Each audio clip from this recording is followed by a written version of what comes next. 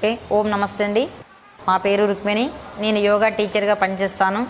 So అదేవిధంగా కొన్ని ఆయుర్వేదం కూడా చేస్తాను. ఆయుర్వేదిక వాటిని నేను పాటిస్తాను. ఇతరులకు కూడా నేను పాటించి అందరికీ కూడా ఇస్తాను. అందరికీ కూడా సక్సెస్ఫుల్గా ఉన్నాయి. సో అదేవిధంగా అందరము ఆయుర్వేదం వాడాలని నేను కోరుకుంటున్నాను. అందుచేత నేను కొన్ని ఆయుర్వేదం చెప్పబోతున్నాను. ఇవన్నీ మీరు జాగ్రత్తగా విని మనము ఎటువంటి ప్రాబ్లం లేకుండా హాస్పిటల్ చుట్టూ తిరగకుండా మనందరము ఆరోగ్యంగా ఉంటామని, మీరు కూడా ఆరోగ్యంగా ఉండాలని, మీరు దీన్ని వినియోగించుకుంటారని నేను ఆశిస్తున్నాను. ఇప్పుడు మనం ఈ మొక్క గురించి తెలుసుకోబోతున్నాం. దీని పేరు ఉత్తరేణి అని చెప్తారు, సజీవని అని కూడా అంటారు. కాబట్టి ఈ ఉత్తరేణి అన్ని చోట్లలో మొలుస్తున్నాయండి. కానీ దీన్ని చూస్తే మనం ఏమనుకుంటాము, పిచ్చి కంప అని అనుకుంటాం. కానీ ఇది పిచ్చిది కాదండి, మనం పిచ్చి. ఎందుకంటే దీన్ని మనము తెలుసుకోలేక, దీనిని మనం తెలుసుకున్నట్టయితే ఇది అమోఘమైన ఆరోగ్యాన్ని ఇస్తుంది. ఒక్క రకం కాదండి, మన బాడీకి చాలా రకాల ఆరోగ్యాన్ని ఇది ఇస్తుంది. సో దీని గురించి తెలుసుకుందాం. దీని పేరు ఉత్తరేణి. దీని ఉత్తరేణి అని పిలుస్తారు. సో ఇదే విధంగా దీని కూరగా కూడా వాడుకోవచ్చు. సో అదేవిధంగా వేర్లు ఉన్నాయి.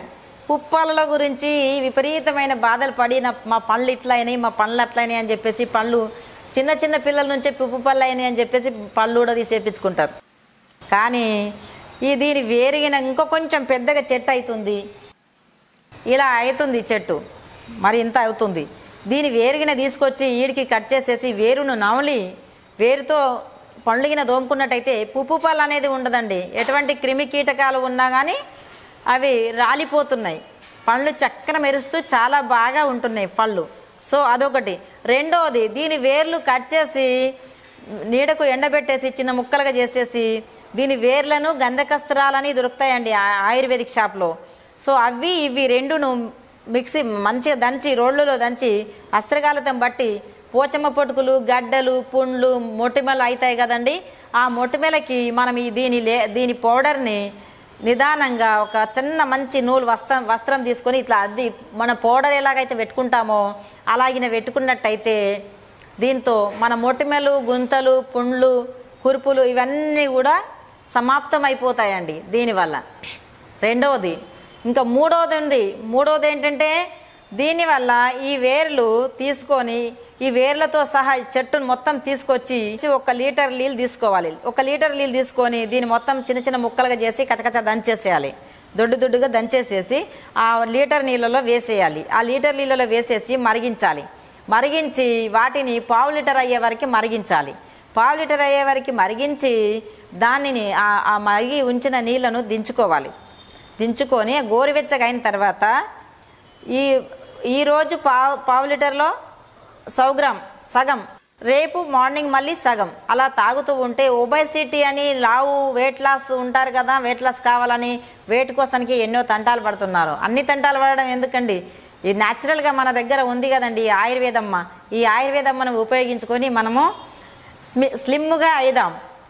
కనుక మనం ఈ విధంగా బాయిల్ చేసి మనం వాటర్ని మనం యూజ్ చేసుకున్నట్టయితే వారంలో 2 సార్లు చేసుకోవచ్చండి. 2 రోజులు, ఒకరోజు సగం ఒకరోజు సగం, పావు లీటర్ మిగిలే వరకు ఉంచి ఆ పావు లీటర్ దించుకొని ఆ పావు లీటర్ నీళ్ళని మనం ఈరోజు సగం, రేపు మార్నింగ్ సగం అలా తాగేసినట్టయితే మన ఒబేసిటీ, మన వెయిట్ అనేది తగ్గిపోతుందండి. మనం ఏమి పత్యాలు కట్టే అవసరం లేదు, ఏమీ అవసరం లేదు. ఇది న్యాచురల్ కావున ఇదొకటి. ఇంకోటి రెండోది ఏంటంటే నాలుగోది ఏంటంటే వెయిట్ లాస్ గురించి అయిపోయింది. ఇది మొత్తం తీసుకొని దంచుకుంటే ఇది మొత్తం చెట్టుతో సహా వేర్లతో సహా ఉపయోగమవుతుంది.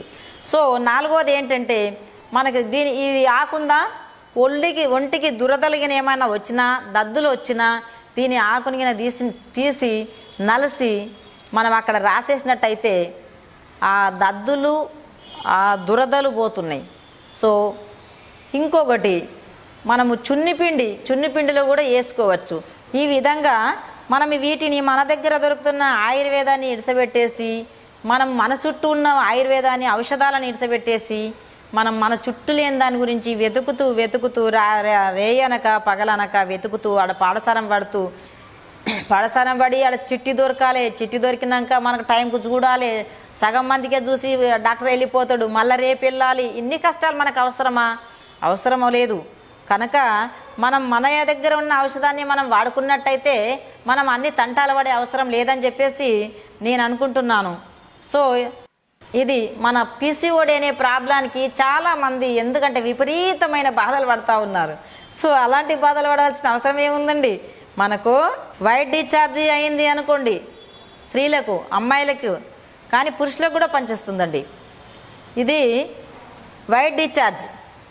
దీని ఆకులు తీసి 1 టీ స్పూన్ రసం తీసి ఆవు పాలు తీసుకొని, 1 కప్పు ఆవు పాలల్లో 1 టీ స్పూన్ రసం తీసుకొని పోసుకొని ఒక 3 రోజులు గిన వాడుకున్నట్టయితే ఇమీడియట్గా వైట్ డిశ్చార్జ్ పోతుంది, తగ్గిపోతుంది. 7 రోజులు గిన వాడుకున్నట్టయితే రెడ్ వైట్ 2 కలిపి డిశ్చార్జ్ అవుతుందా? సో అది కంట్రోల్ అయిపోతుంది. అలాగే ఒక 2 నెలలు 3 నెలలు డేట్ వచ్చి మనకు సరిగా డేట్ రాకపోయినా మనకు డేట్ వచ్చినప్పుడు ఇది వాడుకున్నట్టయితే గర్భాశయము మనకు శుద్ధి అయ్యి రెగ్యులర్గా డేట్ వచ్చే అవకాశం కూడా ఉంటుంది.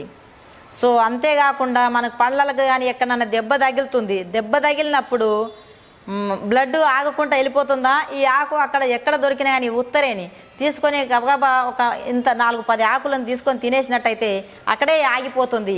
ఒక 4 ఆకులు నలిసి అక్కడ పెట్టినట్టయితే ఆ పుండు మానిపోతుంది. ఇది చాలా గొప్ప ఔషధం అండి. ఇంకా చెప్పాలంటే ఈ రోజంతా అవుతుంది, కానీ మనకు కొంచెం అంత చెప్తే మనకు గుర్తుంటుంది కాబట్టి కొంచెం చెప్తున్నాను. సో ఓకే, ఇది మనకు చాలా ఉపయోగం అవుతుంది. దీనితోనిగిన పండ్లుగిన ఈ వేర్లతోనిగిన పండ్లుగిన తోముకున్నట్టయితే చిన్నప్పటి నుంచి ఎప్పటికీ తోముకున్నట్టయితే ఎటువంటి విషపూరితమైన పురుగులు, ఎటువంటి పాము కానీ తేలు కానీ ఏది గుట్టినా కానీ మనకు విషమెక్కే అవకాశమే లేదు. ఇది విషాన్ని తీసేసే చెట్టు. ఒక తేలు గుట్టిందనుకో, దీని 7 ఆకులు తీసుకొని మనం తిన్నట్టయితే ఆ విషము విరుగుడు అయిపోతుంది. ఒక 10 ఆకులు తీసి నలిసి అక్కడ తేలుగుట్టిన దగ్గరగా పెట్టినట్టయితే అక్కడ మంటలు కూడా తగ్గిపోతున్నాయండి. ఇది ఇన్ని రకాలంటే ఇంకా చాలా రకాల పని చేస్తుందండి. ఇది పండ్ల నొప్పికి పోతుంది, ఇది కడుపు నొప్పి పోతుంది. డేట్ వచ్చినప్పుడు మన ఊర్లలో ముట్సులా అని అంటారండి. డేట్ వచ్చినప్పుడు బాగా కడుపు నొప్పి వచ్చిందని చెప్పేసి చాలా ఇబ్బందులు పడుతూ ఉంటారు మన బిడ్డలు, అమ్మాయిలు. సో దీని ఆకులు ఒక 10 ఆకులు తీసుకొని 1 టీ స్పూను రసం మార్చి తీర్చి 1 కప్పు పాలల్లో వేసి తాగించినట్టయితే మన బిడ్డలకు, పెళ్లి కాకుండా ఉన్న బిడ్డలకైనా సరే అటువంటి కడుపు నొప్పి పోతుందండి.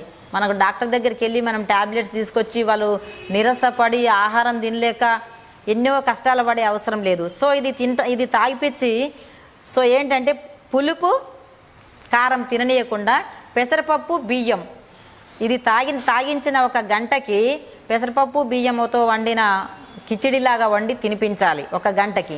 అయినట్టయితే వాళ్ళకి ఎప్పుడు అలాంటి కడుపు నొప్పి, డేట్లో వచ్చే కడుపు నొప్పి వచ్చే అవకాశం లేదు.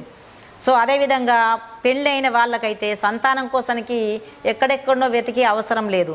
ఇగో ఇదే రసం, ఇదే ప్రాసెస్, ఇదే చెంచడు రసం తీసి కప్లో పోసి కప్పెడు పాలల్లో కలిపి మార్నింగ్ తాగిపిచ్చేసి బ్రతకాలంలో డేట్ వచ్చిన రోజు నుంచి స్టార్ట్ పెడితే 3 రోజులు తాగిపియాలి.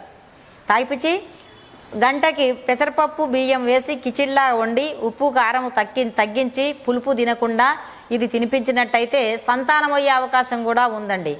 దీనిలో ఇలాంటి ఔషధ గుణాలు చాలా ఉన్నాయి. సో దీనిని కూడా మనం అందరం వాడుకొని సంతానం లేదు అనే అవసరము మనము తెచ్చుకోకుండా మనం అవసరాలు తీర్చుకుందామని దీని గురించి దీన్ని మనం ఉపయోగించుకుందాం. ఇది మన దగ్గర ఉంది కదా, దగ్గరున్న దాని గురించి మనము ఉపయోగించుకొని దీన్ని ఆహారంగా వాడుకోవచ్చు, ఔషధంగా వాడుకోవచ్చు. పండ్ల నొప్పులు వచ్చిన వాళ్ళు